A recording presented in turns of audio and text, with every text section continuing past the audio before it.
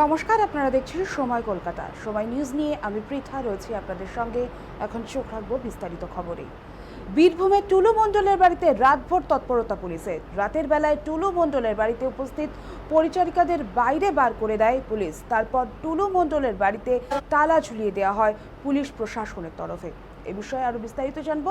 Phone লাইনে রয়েছেন আমাদের প্রতিনিধি জয়ন্ত দাস। জয়ন্ত, আমরা গতকাল বৃহস্পতিবার দেখেছি টুলু মণ্ডলের একাধিক ডেরায় প্রশাসনের তদন্তকারী আধিকারিকদের হানা, আর এরপর বীরভূমে টুলু মণ্ডলের বাড়িতে রাতভর তৎপরতা পুলিশের। কি জানতে পারছো, কি তথ্য উঠে আসছে?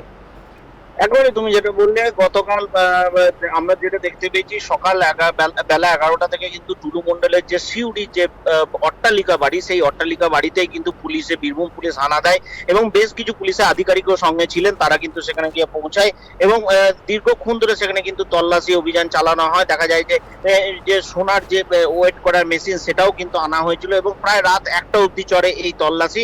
এবং যেটা পুলিশের তরফ থেকে আমরা যেটা জানতে পারছি যে প্রায় 100 থেকে 150 গ্রাম মতো সোনা কিন্তু উদ্ধার হয়েছে এবং বেশ কিছু সিটি গোল্ডের উদ্ধার হয়েছে। এছাড়া বেশ কিছু রূপোও কিন্তু উদ্ধার হয়েছে এবং সব থেকে যেটা গুরুত্বপূর্ণ বিষয়, সেখানে কিন্তু প্রচুর নথি উদ্ধার হয়েছে, যেগুলো হয়তো পুলিশের তরফ থেকে যেটা আমরা জানতে পারছি, এই নথিগুলি হয়তো তাদের তদন্ত ক্ষেত্রে অনেকটাই সহযোগিতা করবে, এমনটাই কিন্তু আমরা পুলিশের তরফ থেকে জানতে পারছি।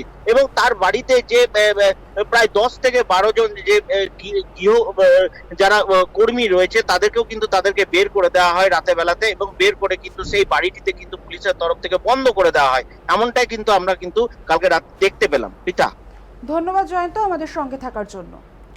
যদিও সূত্রের খবর, গুরুত্বপূর্ণ কিছু নথি ছাড়া তল্লাশিতে উল্লেখযোগ্য আর কিছু উদ্ধার হয়নি, তবে তদন্তের স্বার্থে গোটা বিষয়টি খতিয়ে দেখছেন তদন্তকারীরা।